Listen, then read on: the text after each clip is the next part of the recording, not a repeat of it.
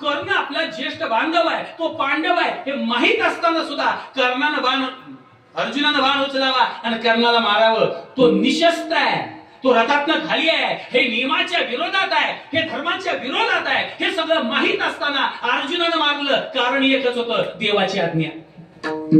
देवाची आज्ञा पाळणारा अर्जुन इहलोक आणि परलोक दोन्ही सुखाचा भोक्ता झाला.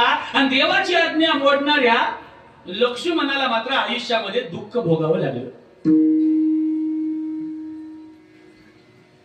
प्रभू रामचंद्राचा बाण त्या हरणाला लागल्यावर ते हरिण मायावी आवाजात रामाच्या आवाजात ओरडायला लागलं, लक्ष्मणा धाव, मी संकटात सापडलोय. हा आवाज दोघांच्या पण कानावर गेला, सीता मातेच्याही कानावर गेला आणि लक्ष्मणाच्याही कानावर गेलाय. आता गंमत आहे का त्यातली, आवाज ऐकून घाबरली सीता माता, पण अजिबात घाबरला नाही आणि निर्भय होता तो आमचा लक्ष्मण होता.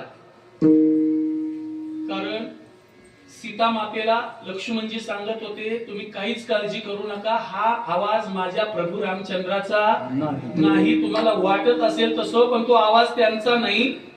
बायको आपल्या नवऱ्याचा आवाज ओळखू शकत नाही, पण भक्त आपल्या देवाचा आवाज ओळखल्याशिवाय राहतच नाही आवाज माझ्या प्रभूचा, आणि मी जाणार नाही, माझ्या देवाची आज्ञा आहे मला नाहीला जाणं. सीता मातेच्या हट्टहासानं आणि हट्टानं लक्ष्मणजींना आज्ञा मोडावी लागली. अर्जुनाच्या मुखामध्ये आणखीन एक ओवी खूप छान घातली ज्ञानोबारायांनी. विठ्ठल विठ्ठल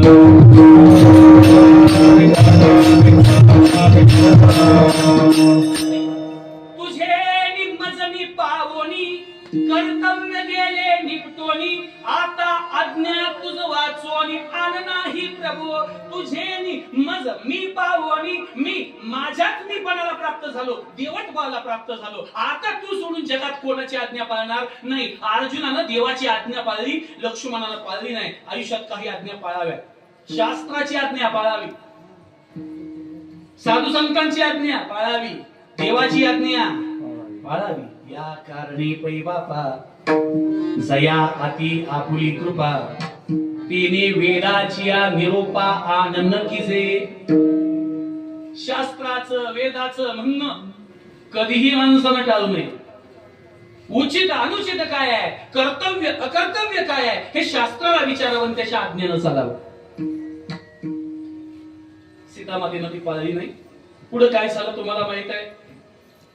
सीता मातेला प्रभू रामचंद्रांच्या पासून वियोग घडला आणि रावणानं लंकेत नेलं, आणि लंकेत गेल्यावर पाहिलं तर सोनं होतं. आता यातली गंमत आहे का बरं.